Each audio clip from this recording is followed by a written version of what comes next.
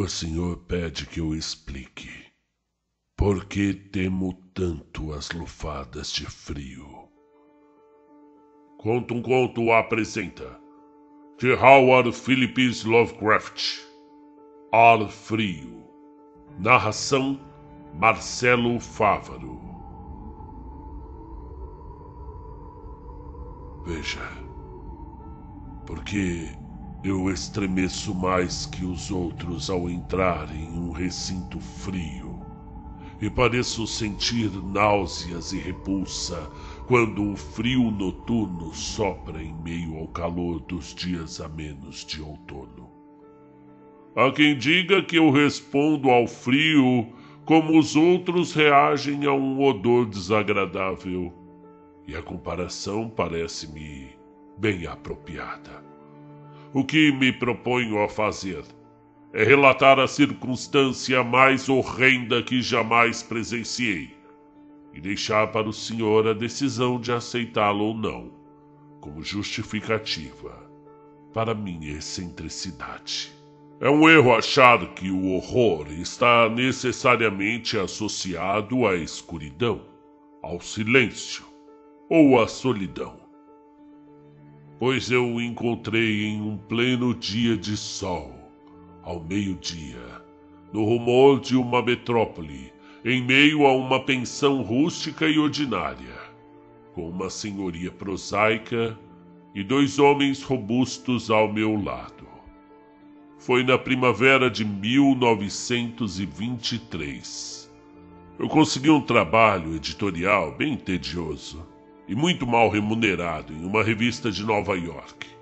Sem condições de pagar grandes somas por um aluguel, comecei a vagar de uma pensão barata a outra, em busca de um quarto que combinasse as qualidades de razoável limpeza, móveis duradouros e um preço acessível. Logo ficou claro que a única opção viável seria escolher entre os diferentes males. Mas, passado um tempo, descobri uma casa na West 14th Street que me desagradava muito menos do que as outras. Era uma mansão de 4 andares em arenito, construída, a julgar pela aparência, no fim da década de 1840, com detalhes em madeira e mármore, cujo esplendor manchado e encardido denunciava a decadência em relação a níveis de opulência outrora elevados. Sobre os quartos, grandes e espaçosos, e decorados com painéis de parede impossíveis e corniches de estuque com ornamentos ridículos, pairava uma umidade deprimente e um resquício de cozinhas obscuras.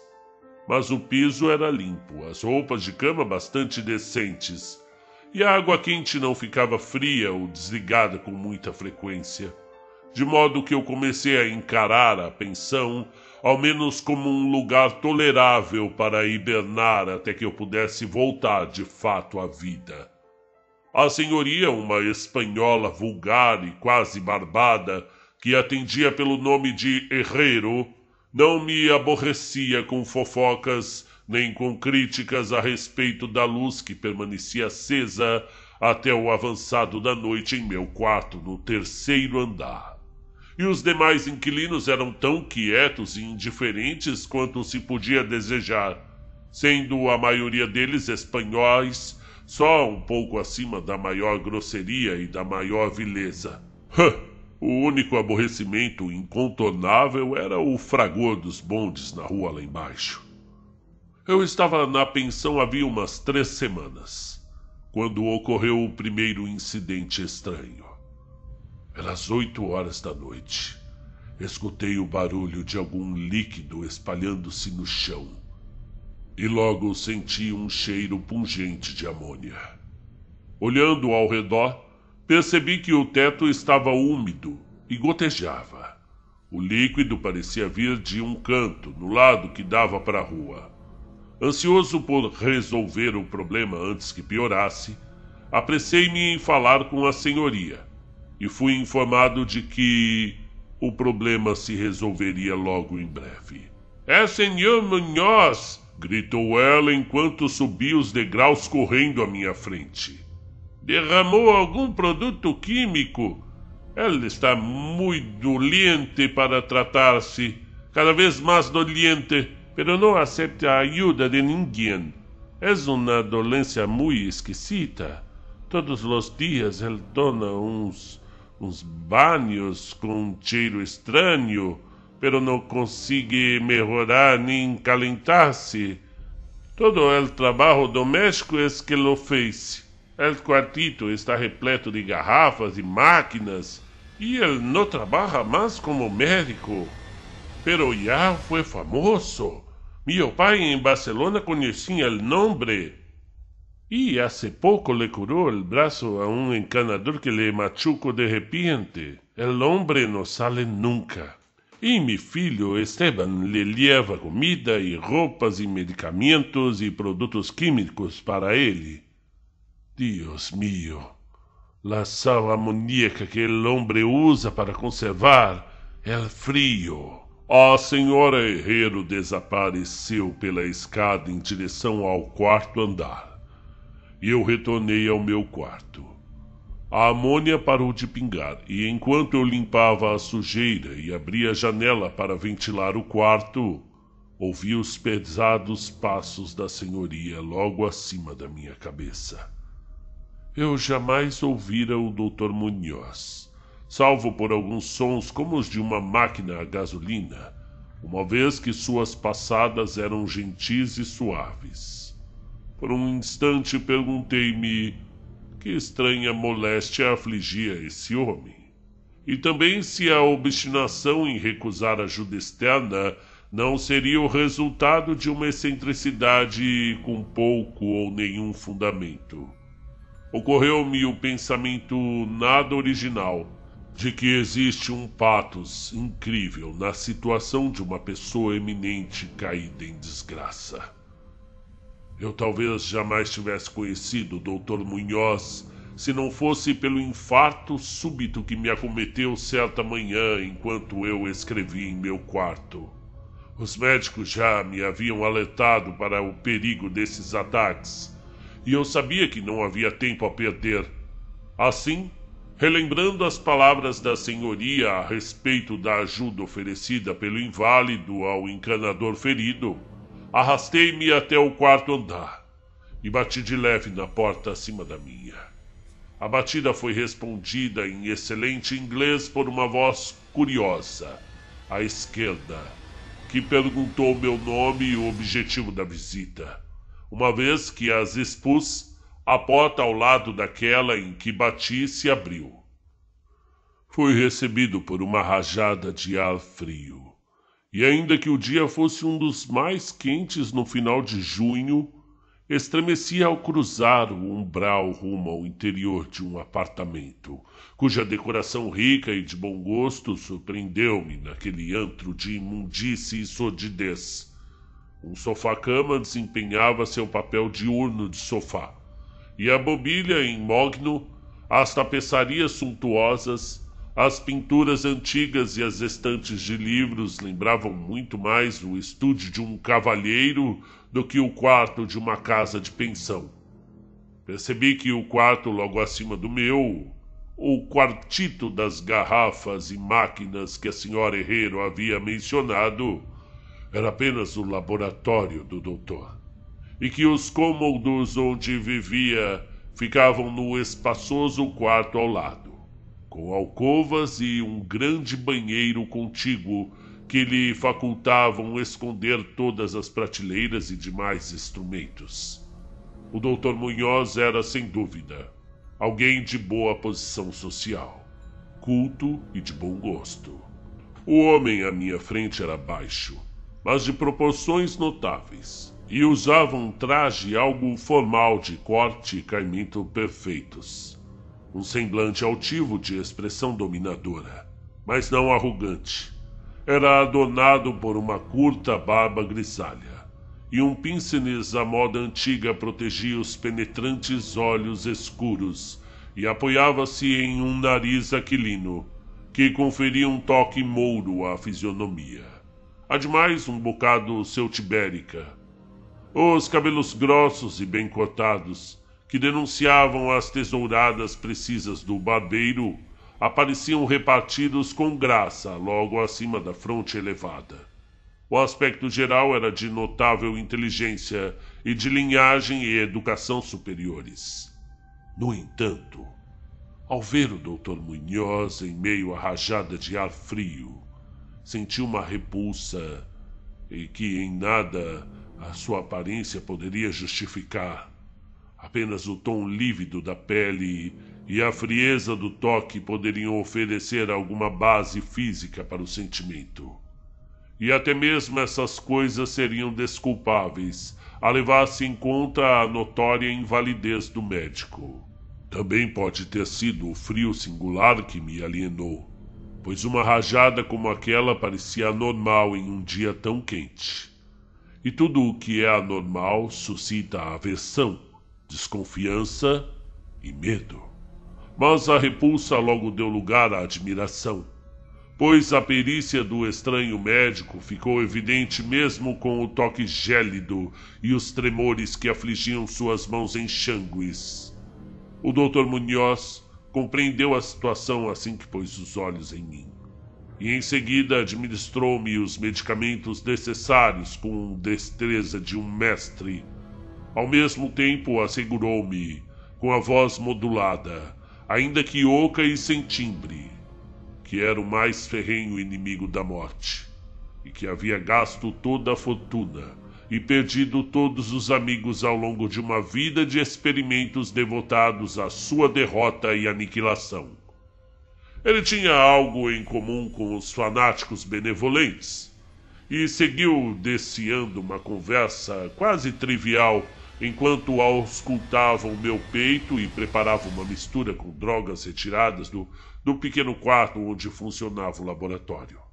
Era óbvio que o Dr. Munhoz havia encontrado, na companhia de um homem bem nascido, uma grata surpresa em meio à atmosfera decadente, e assim abandonou-se a um tom incomum na medida em que as lembranças de dias melhores surgiam, e na voz dele, ainda que estranha, era ao menos tranquilizadora, e eu sequer percebia a sua respiração enquanto as frases bem articuladas saíam de sua boca.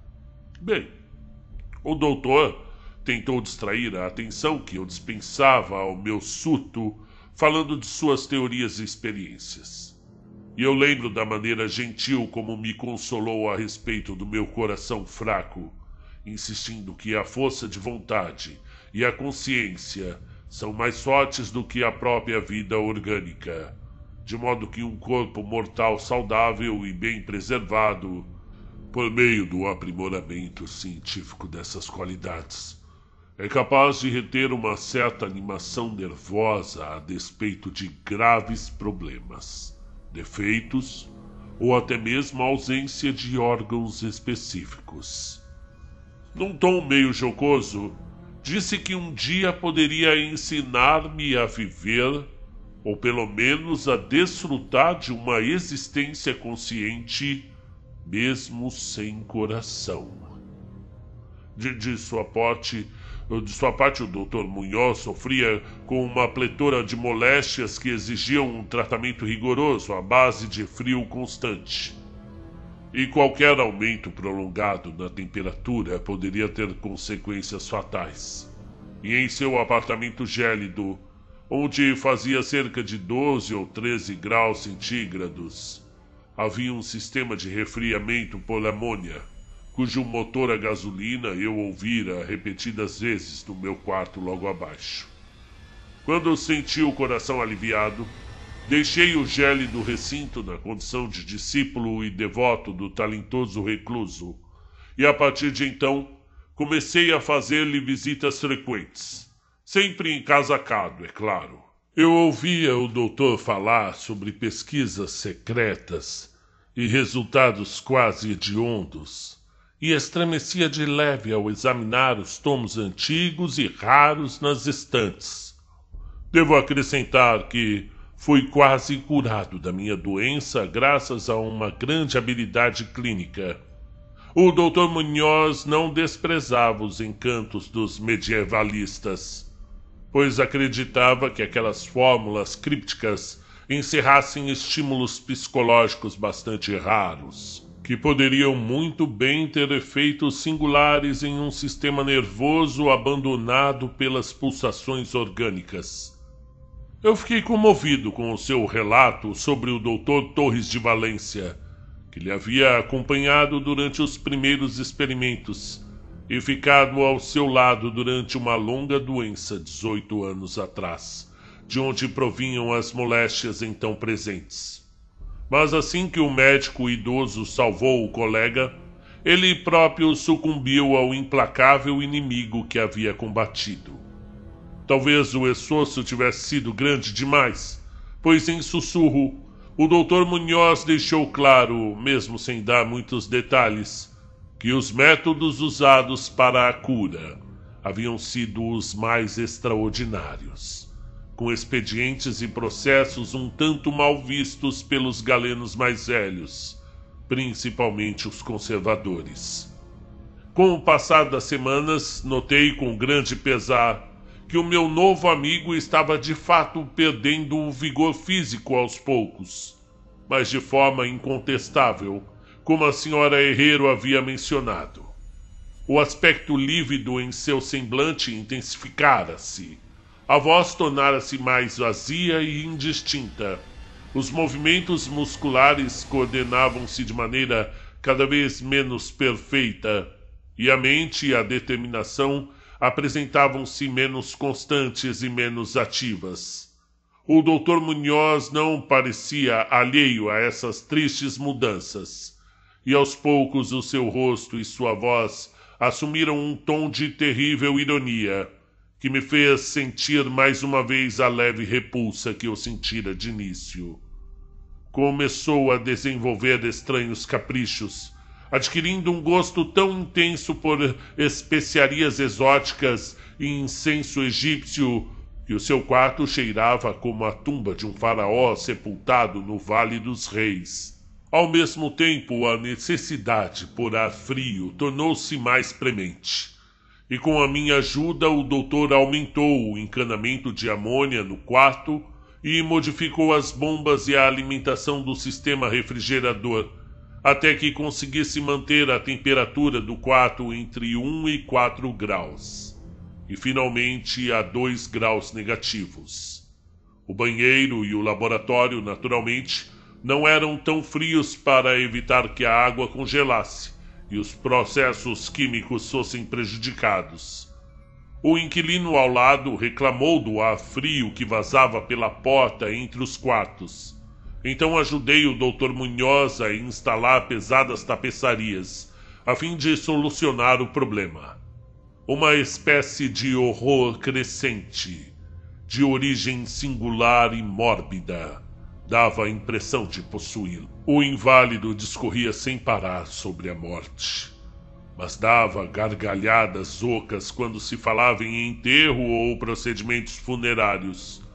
No geral, o Dr. Munhoz tornou-se um companheiro desconcertante e até mesmo repulsivo, mas a gratidão que eu sentia pela cura não me permitia abandoná-lo aos estranhos que o cercavam, e eu espanava seu quarto e cuidava de suas necessidades dia após dia, enrolado, é claro, em um pesado sobretudo que eu havia comprado especialmente para esse fim. Da mesma forma, eu me encarregava de fazer suas compras e ficava pasmo com alguns dos produtos químicos que ele encomendava de farmácias, lojas de suprimentos laboratoriais, etc. Uma atmosfera de pânico cada vez maior e mais inexplicável dava a impressão de pairar sobre o apartamento. Como eu disse, o prédio inteiro tinha um cheiro desagradável, mas aquele quarto era ainda pior. Apesar de todas as especiarias e incensos, e também dos químicos de odor pungente, usados pelo doutor nos banhos de imersão, que insistia em tomar sozinho.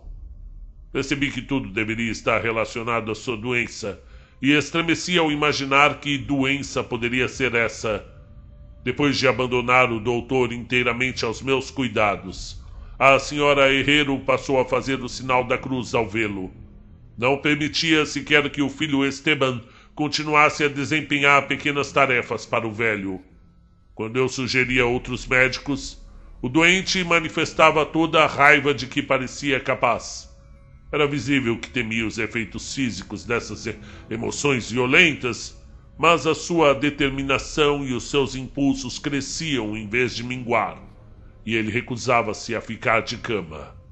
A lassitude da antiga doença deu lugar a um ressurgimento do seu ferrenho propósito, de forma que o Dr. Munhoz dava a impressão de estar pronto para enfrentar o demônio da morte, no mesmo instante em que esse ancestral inimigo atacava-o. O pretexto das refeições, quase sempre uma formalidade, foi praticamente abandonado, e apenas o poder da mente parecia evitar um colapso total. O Dr. Munhoz adquiriu o hábito de escrever longos documentos que eram selados com todo o cuidado e entregues a mim, com instruções para que, após a sua morte, eu os entregasse a certas pessoas que nomeava, em sua maioria indianos letrados, mas também a um físico francês outrora célebre e dado como morto, de quem se diziam as coisas mais inconcebíveis. A verdade é que eu queimei todos esses papéis sem os entregar a ninguém, nem abri-los. O aspecto e a voz do médico tornaram-se horríveis, e sua presença quase insuportável. Certo dia, em setembro, um relance inesperável do médico provocou um ataque epilético em um homem que viera consertar a sua lâmpada de leitura. O Dr. Munhoz receitou-lhe a medicação adequada enquanto mantinha-se longe de vista. O mais curioso é que o homem havia enfrentado todos os terrores da Grande Guerra sem sofrer nenhum surto parecido em todo o seu decurso. E então, no meio de outubro, o horror dos horrores veio com um ímpeto vertiginoso. Uma noite, por volta das 11 horas, a bomba do sistema de refrigeração quebrou, de modo que, passadas 3 horas, o processo de resfriamento por amônia tornou-se impossível. O Dr. Munhoz convocou-me por meio de fortes passadas contra o chão, e eu, desesperado, tentei consertar o estrago enquanto meu companheiro praguejava em um tom de voz cujo caráter estertorante e vazio estaria além de qualquer descrição. Meus débeis esforços, no entanto, mostraram-se inúteis, e quando chamei o mecânico da oficina 24 horas, descobrimos que nada poderia ser feito antes do amanhecer, quando um novo pistão seria comprado. O medo e a raiva do eremita moribundo, tendo escalado a proporções grotescas, aparentavam estar prestes a estilhaçar o quanto restava do seu físico debilitado.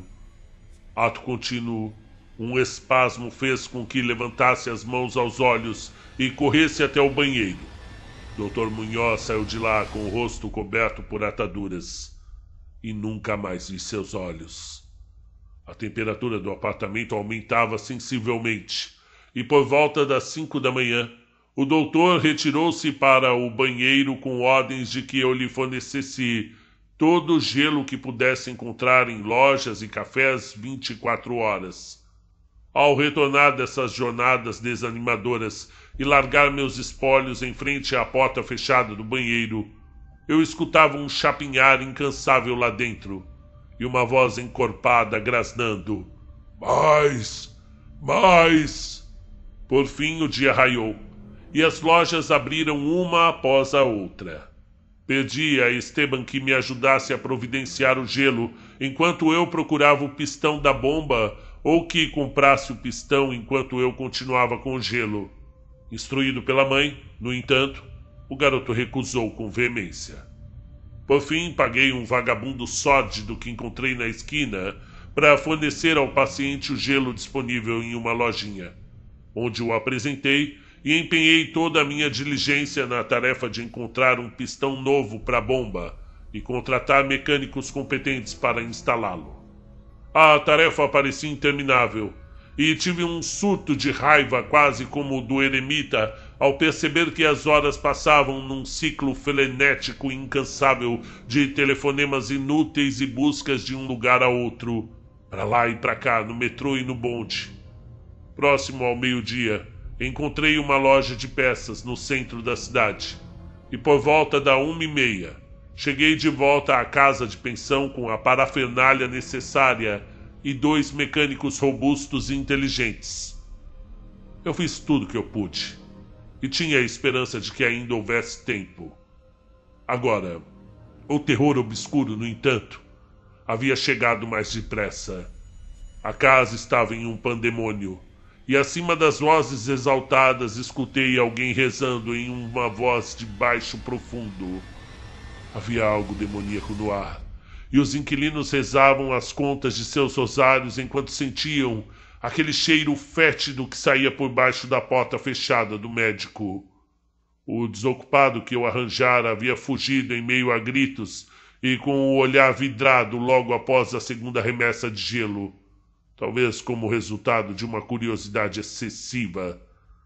É claro que eu não poderia ter chaveado a porta atrás de si, mas nesse instante ela estava trancada, provavelmente pelo lado de dentro. Não se ouvia som algum, exceto um inominável gotejar, lento e viscoso. E depois de uma breve consulta à senhora Herreiro e aos mecânicos, apesar do temor que me corroía a alma, decidi pelo arrombamento da porta. Mas a senhoria deu um jeito de girar a chave pelo lado de fora, usando um pedaço de arame. Já havíamos aberto as portas de todos os outros quartos no andar e escancarado todas as janelas ao máximo.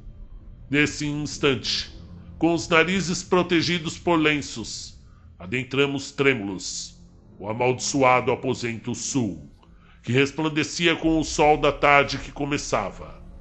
Uma espécie de rastro escuro e viscoso se alastrava desde a porta aberta do banheiro até a porta do corredor, e de lá para a escrivaninha, onde uma terrível poça havia se acumulado. Encontrei lá algo escrito a lápis, com uma caligrafia tenebrosa e cega, numa folha horrivelmente manchada como que pelas mesmas garras que as pressas haviam traçado as últimas linhas. E então o rastro seguia até o sofá, e acabava de forma indizível. O que estava, ou havia estado no sofá, é algo que eu não consigo e não ouso descrever. Mas aqui relato que, com as mãos trêmulas, decifrei no papel coberto por manchas grudentas antes de puxar um fósforo e reduzi-lo a cinzas. O que decifrei horrorizado, enquanto a senhoria e os 2 mecânicos corriam em pânico daquele aposento infernal para balbuciar suas histórias incoerentes na delegacia mais próxima. As palavras nauseantes pareciam inacreditáveis sobre o brilho dourado do sol, em meio ao rumor dos carros e caminhões vindos da movimentada rua, mas confesso que lhes dei crédito naquele instante. Se ainda lhes dou crédito agora, honestamente eu não sei. Existem coisas sobre as quais é melhor não especular, e tudo o que eu posso dizer é que eu odeio o cheiro de amônia e sinto-me prestes a desmaiar como uma lufada de ar um pouco mais fria. O fim, dizia o rabisco abjeto, é aqui. Não há mais gelo. O homem olhou e fugiu. O calor aumenta a cada instante e os tecidos não têm como aguentar. Imagino que o senhor saiba. O que eu falei sobre a vontade, os nervos e o corpo preservado depois que os órgãos param de funcionar. A teoria era boa, mas na prática não tinha como durar para sempre. Houve uma deterioração gradual que eu não havia previsto. O Dr. Torres sabia, mas o choque o matou. Ele não suportou o que tinha de fazer. Precisou levar-me a um lugar estranho e escuro quando deu atenção à minha carta e me trouxe de volta. Mas os órgãos jamais voltaram a funcionar. Tinha de ser feito à minha moda, a preservação, pois fique sabendo que eu morri há 18 anos.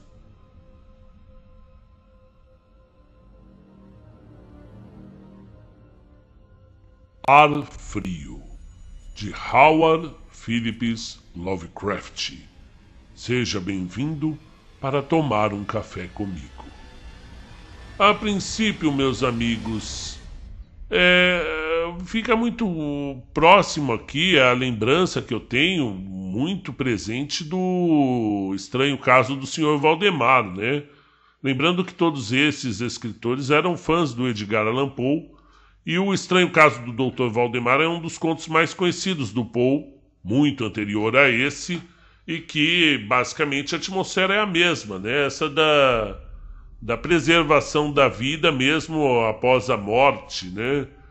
No primeiro caso, por meio de hipnose, nesse aqui por meio de resfriamento e outras alquimias aqui, né? O ambiente é o mesmo, de um homem que vai visitar esse senhor aí, né, excêntrico, e sinceramente eu vejo uma grande inspiração aqui.